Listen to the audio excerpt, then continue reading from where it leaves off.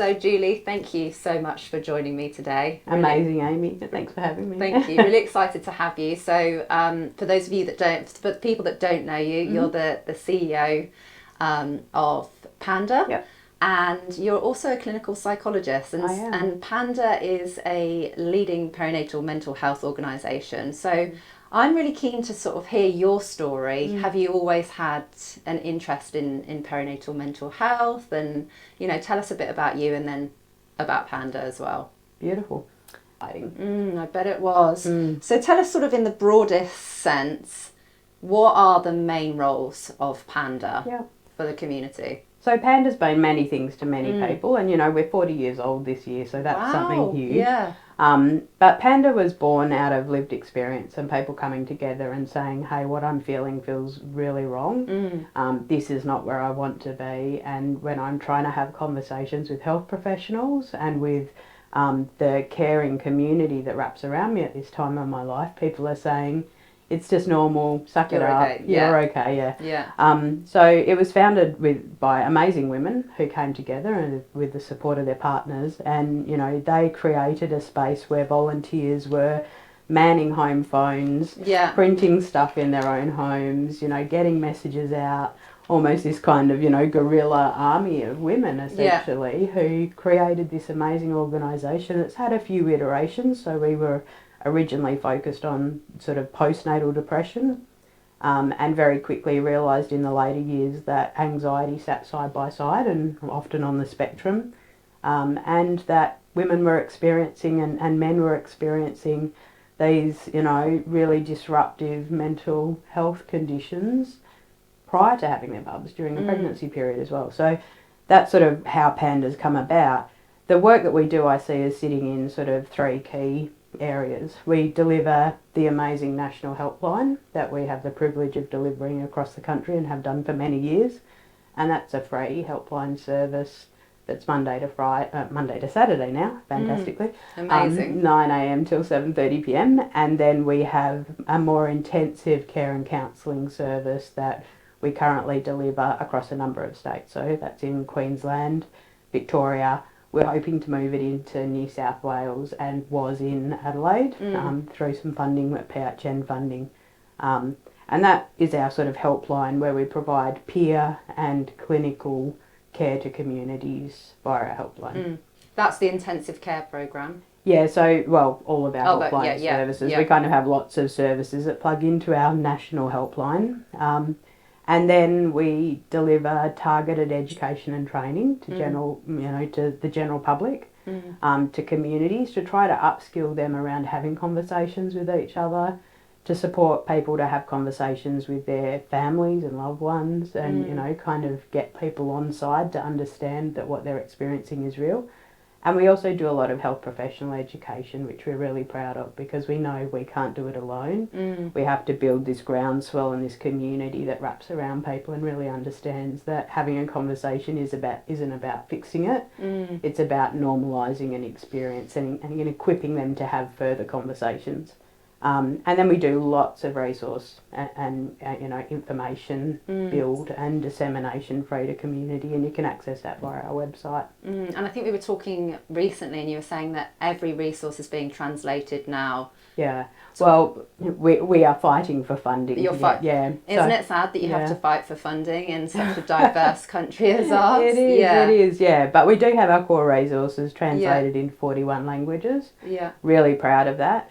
And we're working this year to try and get our website, you know, translated. And when we talk about translation, it's not widget and plug on. That's what we have. It's actually, you know, community-led translation and testing and stuff, because we know that there are nuances, especially, you know, when it comes to health and well-being, that don't always get translated as readily. Well, it's really tricky, isn't it? Because seeking support is almost a privilege, and you know, for people that are brave enough to go and seek support, they may get dismissed, but then there's others that maybe in their culture it's normalised or just sort of shrouded in silence, so it's really difficult, isn't it? So ways that they can get touch points. Most definitely. You've got to, I think, you know, it's strange because I always say when I speak to the media, you know, to anyone, don't look for the right time to have the conversation. The moment's now. You know, we waste so much time waiting for that right time. But the reality is, what is so important about what we do is equipping people to find that moment and advocate for themselves. You know, so it's a bit perverse in the way it operates, but. Yeah, it's just so important that we give people real information. Yeah, and I think, like you say, advocate for themselves. I think what we see when people are coming out of trauma, experiencing birth-related trauma, they do really want to advocate for themselves. But we just did some research, and we had 1,002 people complete the survey, and we asked, you know, for their symptoms of, say, PTSD following a traumatic birth, and we asked who they reached out to first. And, you know, the majority are reaching out to their family members, either their partner or a mother or parent. So it's, you know, it is about giving that sort of, I guess, empowering people to seek support. It's okay to seek support. Yeah. And, you know, one of the things that we hear, you know, very often, and I think the data's at about, you know, at the moment, only 18% of our callers to our helpline have had a conversation with a health professional. Yeah. You know, and again, that just seems diabolical. That's when we such a low percentage. I know. Yeah. And when you think about the fact that never in your lifetime, except for maybe end-of-life care, would you expect so many health professionals to be wrapping around somebody, you know, in terms of health checks and, you know, dental appointments and ultrasounds and all of that, you know, intensive support we receive from the health community for most of us, and again, privileged community overlay.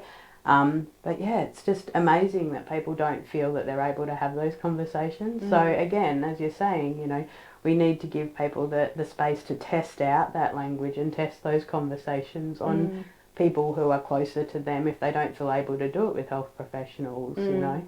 And again, when people ring our helpline, one of the first things we often hear is, I don't know how to put this into words, or I don't know if what I'm feeling is real, you know. Oh, and that in itself is shows that kind of pre-contemplative readiness to have a conversation, but they know they've got to do something because it's having an impact. It's interesting that I don't know if what I'm feeling is real. So if so sort of bringing it, I guess, into the trauma space. People have experienced birth-related trauma because we know that becoming a parent is a huge transition. Most definitely. But you throw trauma into the mix and it makes you question everything. And so it's quite interesting to hear that's what people are saying. I don't know if what I'm feeling is real. Maybe they have spoken to someone and they're like, oh, you're okay. Yeah. You just had a baby, or... But I think too the concept of trauma is a really fascinating one, because holistically and kind of historically, we've only ever seen trauma as, you know, when a real physical, you know, and I use real facetiously, but you know, somebody's had a, you know, major incident that's occurred in their life or in their birthing process. But we know that trauma can come in so many different forms, you know, even not being able to have had choice in your birth process or met your birth plan, which, you know, again, birth plans are a bit of a conundrum, that can result in a real trauma, in a real rift in somebody's experience of, you know, that moment in time, especially when they've got a backpack of crap, as I call it, that they've kind of dragged into that moment. Yeah, and I think that's such an important part of the conversation, because when we go into the birth experience, we are obviously our most vulnerable, and so what we bring in that backpack is really significant, but it's not really addressed, and we don't kind of talk about that elephant in the room.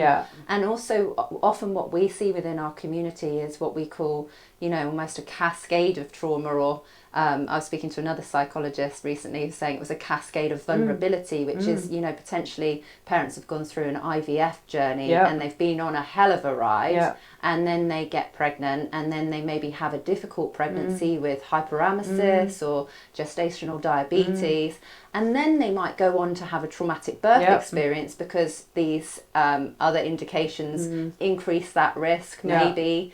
And then out of the postnatal period, they're just, you know, not supported or held. And, you know, support's a big factor that comes into it, isn't it? Oh, completely, you know. And it makes me think of the research we've done recently looking at suicide in the perinatal period, you know, and not to kind of push the conversation there, but I think we always have to be thinking about how we keep people safe and worst case scenario.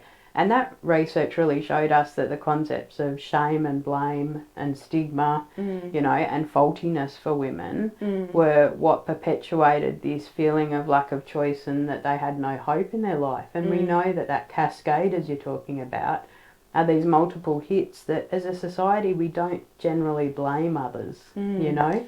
We actually blame ourselves. And so for every one of those impacts that have disrupted us and our life and had an overlay or a cascade, we take that personally and we see it as a representation of us having done something wrong that then contributes to that feeling of shame and disempowerment. And, you know, we've got to take that really seriously because it has such a big impact on women and men. Yeah, and I steering that conversation that way is I'm really happy about it. It's a really difficult topic to talk about, but I do think it's important to talk about. Same. And it's really difficult to address because it's exactly what you say, Julie, is like we often see women blaming themselves for their birth experience or partners, fathers, non-birthing parents blaming themselves because they felt a loss of control in that moment. And the shame is such a big thing that comes out in all the sort of surveys that we've done. It's a real sense of shame. What if I'd done this? What if I'd done that? If I'd only known this? You can't know what you don't know. Completely. And, you know, the more we talk about this, the better it is. And so in terms of that support because your research was on perinatal suicidality, wasn't it? So can you talk a little bit about what you think should be the key actions from that? Look, I think, you know, first and foremost what we heard was that people weren't willing to have conversations, you know, because they were so scared of what would come as a result of having that, you know. And we know that health professionals are often scared of having those conversations because the minute they open that so-called Pandora's box, they don't know what to do with it. They're working in this kind of perverse medical model where there aren't the referral points, as you're saying, but also where they're not paid to have deep and meaningful conversations and be able to hold people in that space. So, you know, what we found and what we have taken from the research is that, you know, we need so many layers of care for people at so many different levels. And for Panda, it's reinforced the importance of having really specialised services that can meet individuals where they're at, that aren't afraid to have conversations, and that does work to navigate and connect people up across the community with the right supports, but has a really skilled workforce that can sit in that moment with an individual and address, you know, big conversations around suicidality, around, you know, trauma, around so many different things that we have to do day to day. So, you know, reinforcing and making space for services like ours to specialise and spend more time with our callers, which we aren't always able to do because our demand's just so high. Talk to me about demand and like time frame people would typically have with a caller. Yeah. And when they come in, do they go to a peer worker or do they go to a counsellor? Like, is that you know, is it just whoever you get, or how does it? What's the structure of that? If someone was going to call you guys? Yeah. So it's a good question, and I laugh because, you know, pre-COVID we had a much different model to what we had to move to during COVID. And that was because of multiple things, you know, having to go offline. We have a predominantly female workforce, or did at the time, who needed to care for their kids in their homes. So we moved everyone offline during COVID. And what that meant was it disrupted our kind of call queuing system and things. But the experience that people generally have now, and, you know, many people have to leave messages and we call them back, is difficult in getting through because we are just so maxed out every day. And that's incredible. Yeah, we can't. And sad. Yeah, completely sad, because we know what it takes for somebody to build up that momentum to actually say, no, I'm going to actually do this right now. I'm going to put myself first. I'm going to put my child aside for a moment and put myself first. And to not be able to then take that call kills us, you know, quite literally. It's devastating, and our staff suffer because of that, and knowing that they can't get to all of our live callers.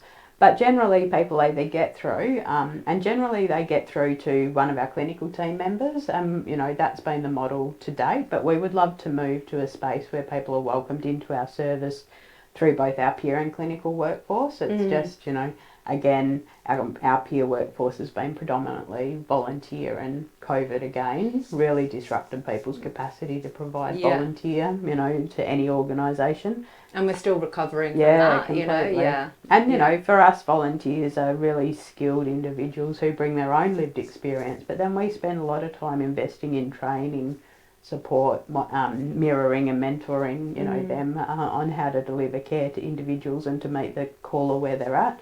And we have an amazing team. They're just phenomenal. But yeah, so somebody rings in, they get, you know, online with one of our counsellors. They do, you know, a fairly rapid risk assessment, and that's always around, are you safe? Is your bub safe? You know, have you got supports in place? Getting some demographic stuff, because unfortunately with all government funded services, we need to be able to provide data. And then we have a conversation about what's going on for them and help guide them through that. And sometimes we then navigate them onto information on our website or other supports and services, you know, so partnerships and relationships are fundamental, because we don't provide care alone. Or we may transition them into one of our more intensive support services, like our intensive care and counselling programs.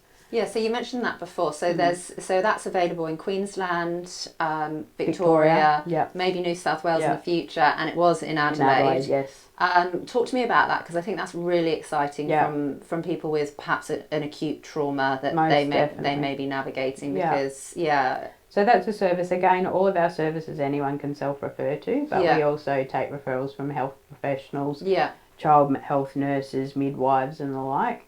But it's a service whereby people who have either experienced, you know, acute mental health disruption during the perinatal period, or have a history of mental health issues, or may become suicidal, you know, and require ongoing supports and choose to access care through a helpline or a phone-based support service. They would get referred into those services, and really there's no limit to the support we can provide people other than demand. But generally people receive about 6 to 8, you know, counselling. So like weekly sessions, or they can choose? Sometimes it's more, you know, sometimes it's weekly, sometimes it's weekly for a period and then we do follow up. It may also be that people have a care team involved, and so we work initially with a principal care provider and the person, and then we provide more support to the healthcare professional than we do the individual, so that we're equipping them to be able to have that. Amazing, yeah. And that service also has a secondary consultation arm, so health professionals can ring up and get advice either in the moment when they're sitting with the the person who they're supporting, to have a conversation, understand how to assess, treat, refer that individual, or quite often health providers will ring us afterwards. But when you're talking if it's a health professional with the person at the time, that could be a GP, child health nurse, midwife. Yeah, traditional and non-traditional. Or mental health clinic. We don't discern between who that healthcare professional is. And we often refer to them as health and care providers, because we know that, you know, people need to have choice in who they wrap around themselves. And sometimes that is, you know, naturopaths or whomever it is that they want, or, you know, seeking spiritual support or elders, or, you know, we want to be able to equip that care team to be able to support the individual. And that's work that is just so important, we believe. I just think it's really powerful. I just think of like last year when we published our birth injuries report, something that came through again and again in the narrative responses of the 800 people that responded to this survey was that it was pelvic health physios were the first people to acknowledge that trauma, validate their experience, and, you know, guide them to seeking clinical support for their mental well-being as well. And so I always think, like, oh, that would be great. They could link in with you that way. So good, you know. And we've done work with sonographers, because again, you know, that first ultrasound you have after loss, especially, you know, the internal ultrasounds, we know that they cause, you know, significant distress to individuals who have experienced trauma or a history of sexual trauma. So, you know, having conversations early about how to support people, how to have conversations, what language to use, what supports to offer are just so important. So you're talking about the broader health community, and I think this kind of really links in nicely with this conversation around trauma-informed care. It seems to be a bit of a buzzword at the moment. You know, what's your take on it, or Panda's take on trauma-informed care? Yeah, look, I think, you know, for many years Panda has always ensured that all of our staff, peer and clinical, are informed in trauma-informed practice, because we know it's fundamental. It's fundamental, you know, as a skill set. But I do think that, you know, when you are providing specialised and individualised care, it just has to be there. So I think picking it out, personally, I think picking it out as, you know, a specialisation and, you know, as a kind of catchword to prioritise, you know, how we frame our services becomes a bit problematic, because ultimately there are so many things, you know, that need to be there, so many facets in the way we approach people and help them unweave the experience they've had, and reflect on it, and then own it, and then get help for it, that I think if we just focus on coming at things with one particular way of practicing, we get into trouble. So, you know, we provide holistic support. Trauma-informed practice is very heavily embedded in all that we do, but so many other things are as well. You know, we also have clinicians who are, you know, really well versed in the acceptance and commitment approaches, because we know that, you know, we know that you've got to ultimately get people to a point where they do own that something major has occurred for them and it was a complete unwelcome, you know, visitor in their life. They cannot take that away. They cannot change that. How do they live with that and be the best parent they can be regardless? Yeah, I love that, actually. Acceptance and commitment therapy. It was something that was really beneficial in my own experience. And my understanding, and as I'm learning as a layperson and not a clinician, is that, you know, there's many people that we support that are potentially diagnosed, say, with depression and anxiety because it's more commonly recognised, but they may benefit from acute trauma treatment or sort of more trauma-focused therapies. And, you know, if they go down the cognitive behavioural therapy route, or CBT, that's about trying to change the way you think about something. But if you've gone through a horrendous experience, it's rightly so that you feel the way that you do. You can't reframe your thoughts about that, and that's where something like acceptance and commitment therapy would really benefit the community. Most definitely. You know, and everyone's different. Again, you know, it's we know that, you know, we have emotion-focused copers and problem-focused copers. You know, we have people who direct and indirect in how they need information. We know that it takes multiple presentations of concepts for people to feel empowered to make change. And, you know, I think then if you overlay different methodologies of how we support people, you know, ultimately you've just got to sit with the individual and hear what it is that they're bringing to the conversation and make sure that you remain focused on that, you know, and not trying to fix all of the stuff around it. Often it's just allowing people to frame something they've never had an opportunity to talk about in a really honest way. That's a beautiful way to put it, because that's exactly what we see. It's often that we'll get contacted and they literally just want to share their story. And it's quite powerful. Yeah. In fact, I was reading some research recently that was talking about how women didn't necessarily seek a debrief, or they didn't know they could seek a debrief following a birth experience, but they got a really healing from writing their story. Yeah. And you could probably apply that to telling the story as well. And when you think about men, you know, and partners, you know, non-birth partners in the birthing experience when a trauma occurs, you know, I know some of the most confronting therapy I've ever done is with men who basically watch their partners die on the table, you know, or their babies become completely traumatised, and were just like a kind of vicarious bystander to this entire thing, and for the first time ever saw something so traumatic and nobody wrapped around them. Nobody had a conversation. Nobody checked in with them. Nobody involved them or spoke them through what was occurring. And, you know, for me to hear that firsthand clinically and think what a blight that was on that individual's life, you know, in terms of allowing them the space to be a part and understand it, and then helping them move beyond what it was, and their sense of failure because they couldn't help their partner in that moment, nor should they have had to, but just they couldn't help. They were completely powerless. Yeah, it's a massive trigger for trauma, and then we don't unpack that. We don't talk about vicarious trauma enough, and the impact that it has is the same as if you're experiencing the trauma yourself. And interestingly, I was delivering one of our in-person support groups, and we had 7 women there, and 6 out of the 7 women in this support group required further surgeries post-birth. So some were in surgery for 2 hours, some were in 4, and 1 woman for 7, requiring an emergency hysterectomy. And 5 out of those 6 women said that their partners were left with no one telling them whether the baby was okay, whether mum was okay, or if they were with the baby, whether the parent, the birthing parent was okay. It's terrible, and you just think how actually it's so understandable that you can experience vicarious trauma, but when we speak to non-birthing parents, they're like, well, I didn't go through the birth, and so that's an immediate barrier for them seeking support. Yeah, and we just don't set the system up around it. You know, and I think, you know, again, that moment, whether it's, you know, 2 minutes, whether it's 2 hours, sitting holding your baby, not knowing what's happening to your partner, you know, is something, again, that we kind of need to understand as one of the many choose your own adventures that somebody could well go through when having a baby. And that's not something that we want people to be afraid of, but to understand that people's experience of having bubs is so varied, and that the system is geared to support people, and we're getting better at supporting people.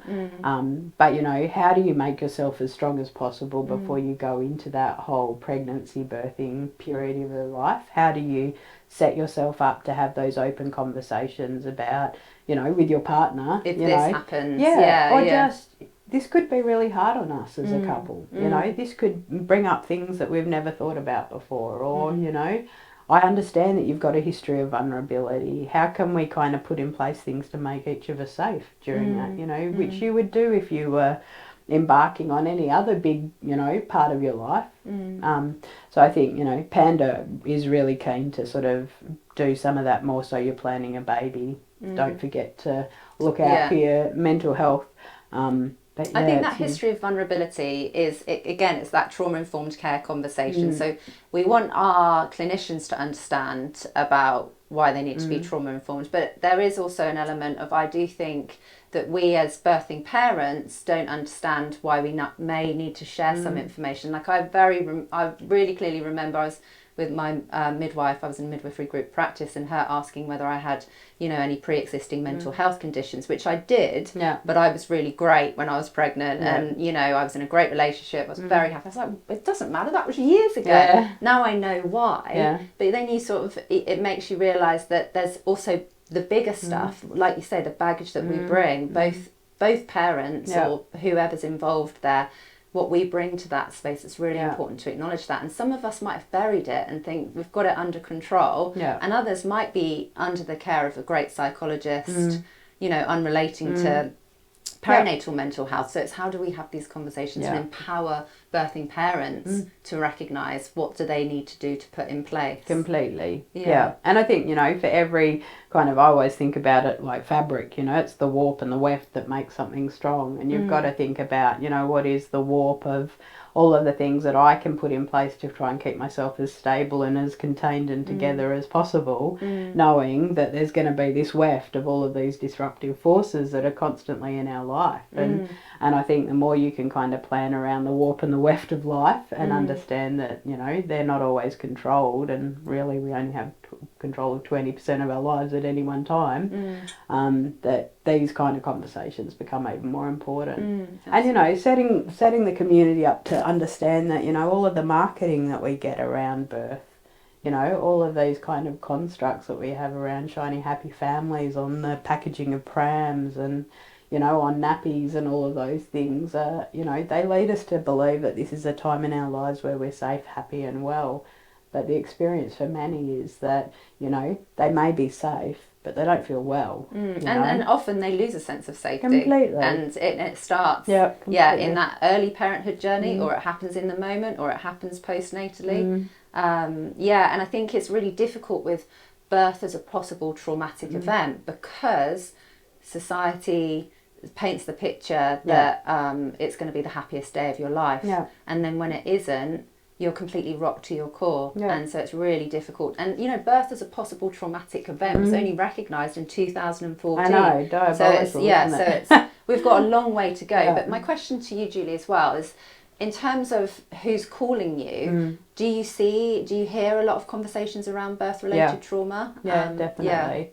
You know, I think whilst people don't necessarily have the words to be able to describe the symptoms that you would, you know, generally expect of a traumatic response, trauma is most definitely up there as one of the, you know, greatest reasons why people are calling. And again, you know, on a spectrum. And that spectrum is as meaningful regardless of which end you sit on it, because your experience is only as bad as your greatest experience, you know. That probably didn't make sense, but, you know, I think everyone belittles what their experience is and says, oh, somebody's had a worse experience than me, so I'll let them go first, as a culture.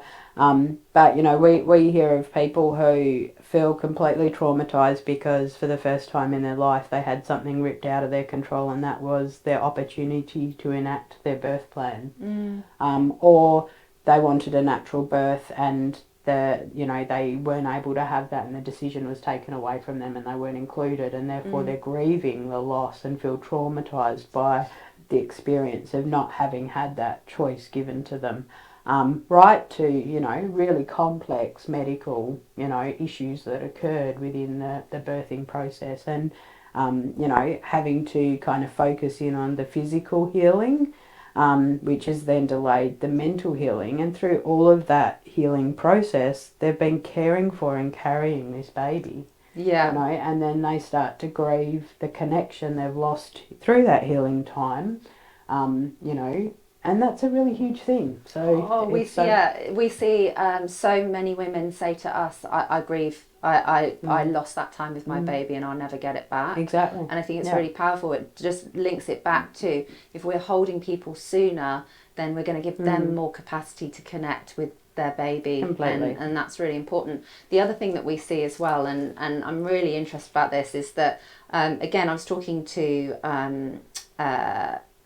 Megan from Phoenix, Australia, and she was telling me that it takes on average people 7 years to seek support for trauma. Wow. And I thought that was really interesting, because if you put that into a birth context, it's exactly what you're saying. So you're busy trying to, you've got this tiny being that you've brought home, you're trying to look after them, you're not even thinking about yourself in that moment. And often we find that women find us, and partners find us years down the track. Either they're starting to think about another baby, lots decide to not have any more kids because of the experience they've been through, but they're either thinking about conceiving or they're pregnant, and they're like, oh, actually I need help.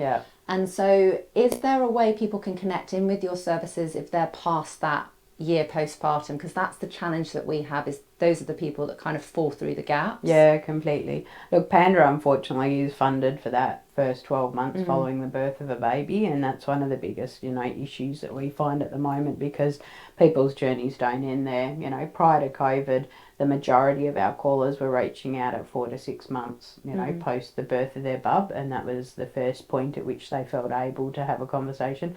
And that shifted during COVID, so we've seen that people are reaching out earlier, which is really great.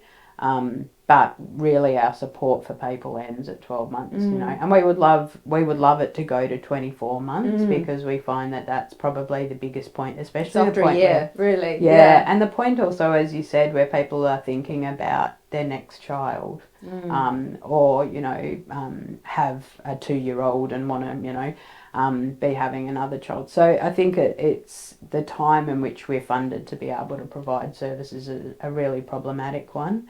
And you're right, you know, we do quite often hear people who reach out for support, and I know I had this clinically when I practiced, they're seeking support for a prior birth, and quite often the child they've just had is fine, as in their relationship, their mental health around that child is fine. But it's that's kind of really enhanced and highlighted the fact that what they had before wasn't. And this kind of feeling of disruption and this doesn't work because I've just had this experience that felt okay, but I'm carrying this trauma or this grief for the prior child. And I think, you know, all of that's okay. There's no right or wrong to any of your experience. And it's never too late to seek support. But there are some barriers for people. I think too the 7-year piece is a really interesting one when you start to think about what we experience in educating health professionals, and that is that many health professionals have themselves experienced birth trauma. You know, because many midwives, many child health nurses are mums themselves. And we know that the rates of trauma and the rates of mental vulnerability and mental illness in the perinatal period are so great that a great whole number of those people have experienced their own trauma. So how do you provide care with unresolved trauma yourself? Exactly, and that's such a big thing. So they've either experienced it themselves in their workplaces. We hear a lot of stories of that. And also they're witnessing trauma and the vicarious trauma that we spoke about, which again has the same impact on the brain. And then you've got undervalued workforce in many respects. You know, they're doing very long hours. They might see something horrendous and then it's just onto the next one, onto the next one. And how are we holding our carers as well? It's huge. You know, and we do a lot of work around talking about, you know, unpacking your own trauma or at least being very aware of it in the moments that you are working with individuals, you know. And so at least if we've got space clinicians listening to this, what would you say to them in terms of being aware and where to go?